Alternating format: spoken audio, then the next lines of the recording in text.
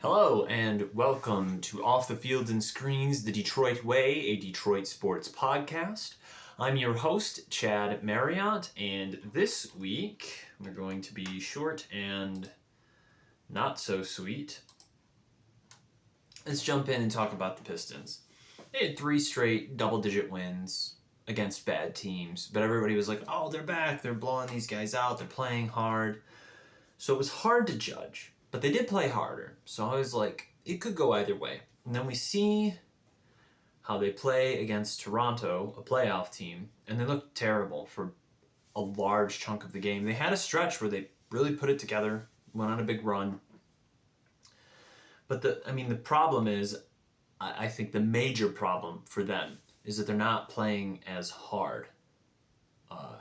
They're getting beat on things like offensive rebounds. They got way out rebounded. Offensive rebounds, way more than normal, that they gave up against the Raptors tonight. They had more turnovers than Toronto, so they're not playing disciplined. They're not finishing plays. They just look sloppy and are just getting flat out outplayed by Toronto. Toronto played well. It's not like the Pistons just were awful and lost the game, but they did not. The Pistons did not play up to the standard that they had set for the majority of this season. I think a few things to note is it looks like Danis Jenkins. I didn't see him on the injury report, so big question would be why did he not play tonight against Toronto? This afternoon, I should say. He's had a stretch.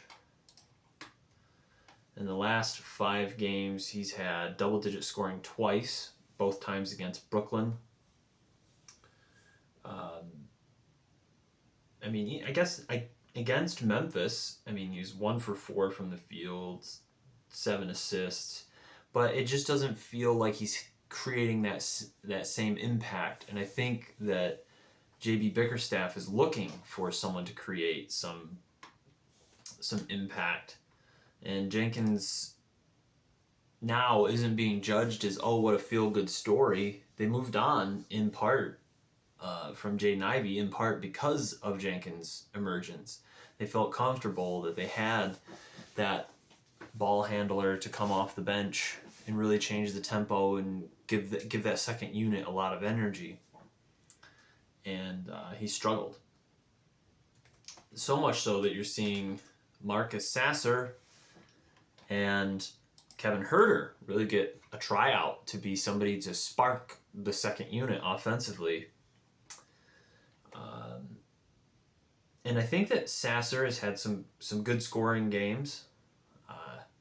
He's played well. Out of the two, or I guess those 3 players I just named, I do expect Sasser to get the most consistent minutes going forward because he has played the best. Shooting well in most games, presents a threat, and he's treated like a threat out on the 3-point line, as opposed to Kevin Huerter, who is not. But the problem with both Huerter and Sasser is neither of them is really like somebody that can run an offense, somebody that can generate offense for others. I think that Huerter's a really good basketball player. Everything other than outside shooting, he's really, really good at. So they're really still looking for answers. I think missing Isaiah Stewart in this game against Toronto really hurt, especially the rebounding and the defensive energy. But something's got to change where this team isn't up for games. They start out the first, 3 or 4 minutes of this game, they just looked like, are we playing basketball already? Like, what's going on? Kevin Huerter still shooting around 21%. In his last 5, let's go last 6. Tonight he shot 1 for 3 from the 3-point line. They were talking about, his last 2 games before that he had double digits, which is great because I do think he's a good scorer. But they brought him here to shoot threes, and he's been 2 for 6, 2 for 7, 1 for 4, 0 for 4, 1 for 4. I guess that 21%, I think last week when we talked, it was closer to like 11. So, he doubled it. I don't think you have to believe that Jaden Ivey was going to be an all-world NBA, multiple time all-star, all this junk to say that this wasn't a good trade.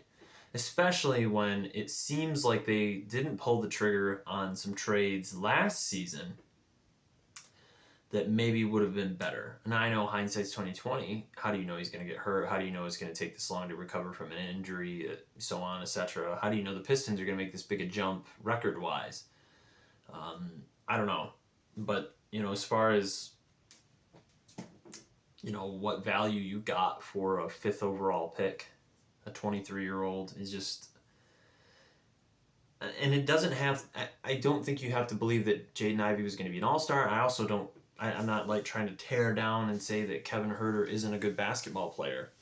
I feel like if you were going to do anything, they needed to do something that was going to make a more positive impact for the Pistons going forward. Looking at, they weren't all in on Brandon Ingram last year, and now I'm thinking, watching him play a couple times this season, that's exactly the type of player the Pistons need, somebody that can get a bucket. And he can get his shot off, so... that's going to be something in the offseason they're going to have to look at. I don't think they need another superstar. Brandon Ingram is like a 1 year all-star, 1 year not all-star. He's not like somebody that's a shoo-in, the dude that's going to be, in the all-star game every year. But he's been consistently good scorer, and I think the Pistons need somebody that can get a bucket. Tobias Harris, has played well as of late. But I think that lineup construction of having, the 3-point specialist in Robinson, who I think is more than that. He plays well off the screens, plays well off the screen, etc. But I think he might be more suited to like a 6-man role. And then you have Asar Thompson, who is a defensive dynamo. But offensively is still trying to find what his thing is, because he can't shoot, so they play so far off of him. And occasionally he can get to the bucket really nice, but he has to work really hard for that, because there's just no respect at all for him to shoot even at 15 feet. Duran's the perfect complement, like big man, finishing around the rim runner for Cade, and then you have Harris, who's kind of a that solid go get a bucket guy, but he's not elite at it. So I think that when you offensively, just the combinations they have there, you can say, well, Duncan's in because he shoots threes really well. He spreads the floor. Asar's in because he plays defense really well, and Harris can go get that bucket really well. I think that you need... I guess what I'm saying here is we're describing all these guys as complementary players, but do you need one more guy in that lineup that is an A-plus player, I guess, or a B-plus player, not a excels in this one thing, if that makes sense. I almost feel like they need another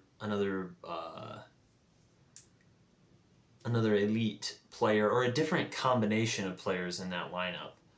I'm not really sure how you mix it up. I think that very likely one of those three, between Harris, Thompson, and Robinson, that there's got to be like a significant upgrade and have one of those guys become a bench player in the future, or if you were looking at that at the deadline.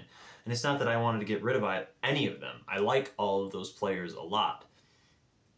But if they're trying to be a contender and not still developing, which I think they believe that they're still developing, the organization, by the way that they approach the deadline. But if you think you're a contender, you needed to make a big upgrade at one of those spots and maybe change that lineup a little bit in some way. All right, let's move on to the Red Wings. That was a rough week with all the injuries. Larkin's down, and then Andrew Kopp goes down. Michael Rasmussen's down. Michael Branson-Nygaard goes down. And they have this line of call-ups, several call-ups in the, for the bottom six. I think it was four. Spent a majority of the Red Wings bottom six right now. Spent the majority of the season in Grand Rapids, because it's that one line is Shine, Dries, and maybe they got JVR with him. But anyway, and then Leonard was out the other night too, John Leonard. And one thing I will say about these Grand Rapids players that came up, they are really outworking a few of the guys that Todd McClellan referred to as jerseys, and I think we all know who these players are. The way that they played against Dallas, just totally outmatched, and were able to steal a point, which is a massive point at this point in the season. I think it shows how desperately that there's got to be a major shakeup in the bottom six for the Red Wings this offseason. I think there's a few. There's three players I think that. Oh, Appleton was in that lineup. Yeah. Anyway, a few of those guys need in that bottom six. It's just time to say that's enough. Enough's enough. Even if you have to eat some contract, it's just not sustainable. If you want to take the next step, if you want to move from the rebuilding phase to the starting to get to the playoffs phase. The Florida. Okay, so let's just quickly, the losing to the Lightning. I mean, they just felt outmatched. I think a lot of the guys, again, those Grand Rapids guys and a few others really stepped up and played really hard. They just looked outmatched, and they were. The Florida loss is just inexcusable.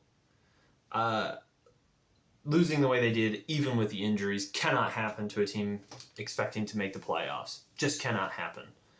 And I know it's easy to sit here in my, on my couch, my chair, or whatever, and say, oh, you guys got to do better than that. They have to do better than that. They want to make the playoffs. It's just plain and simple.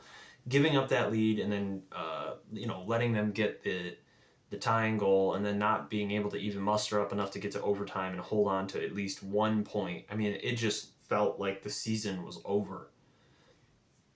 And, sometimes people talk, they'll say, well, you can't do the analytics on a talking point like being soft. And I really sometimes worry that this makeup of the Red Wings, they're just maybe soft, not physically, but maybe mentally. I don't know. That's why, speaking of, great to have David Perron back.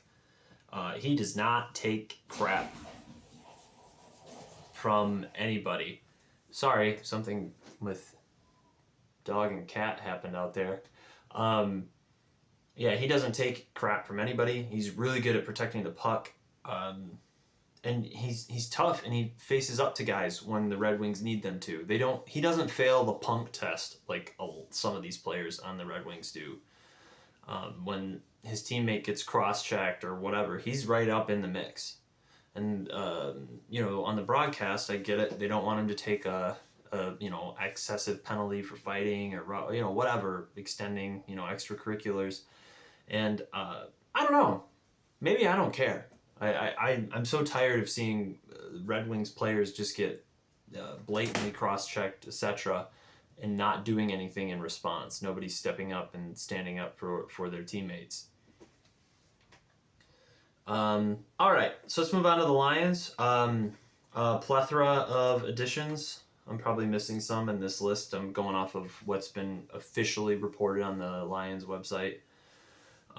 Tyler Conklin, Trevor Nowalski, Christian Isian, Isaiah Pacheco, Tom Kennedy, Cade Mays, Larry Borum, and that takes us back to and the releasing Josh Pascal, which is just unfortunate. The injuries, and you use I think a second round pick on that, and it just, the potential was clearly there, but disappointing for that to happen.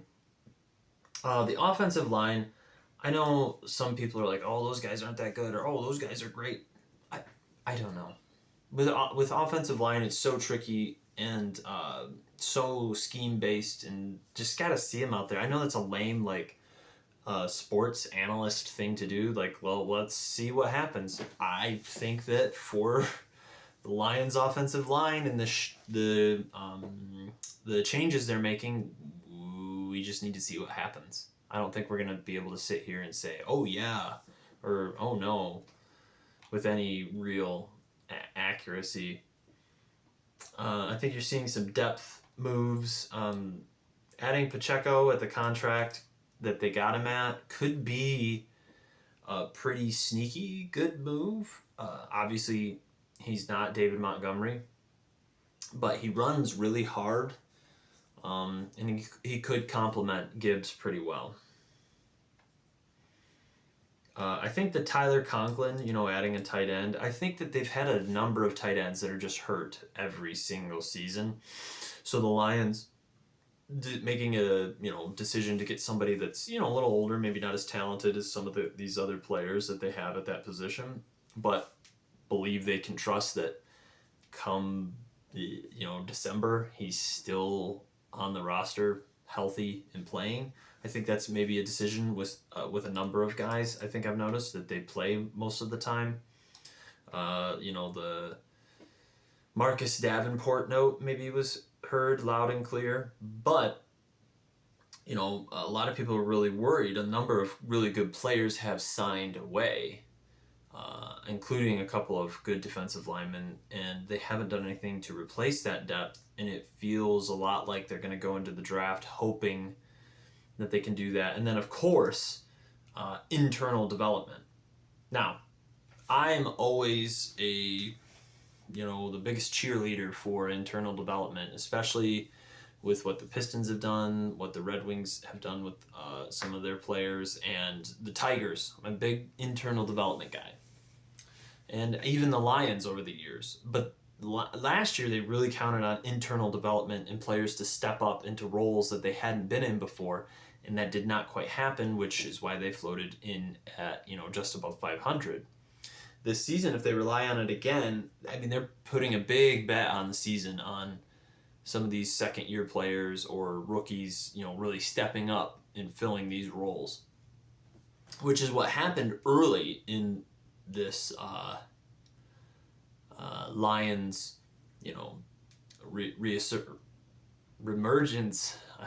resurgence. I don't know. So we'll see. I think that the question is, do they need to do something that really moves the needle?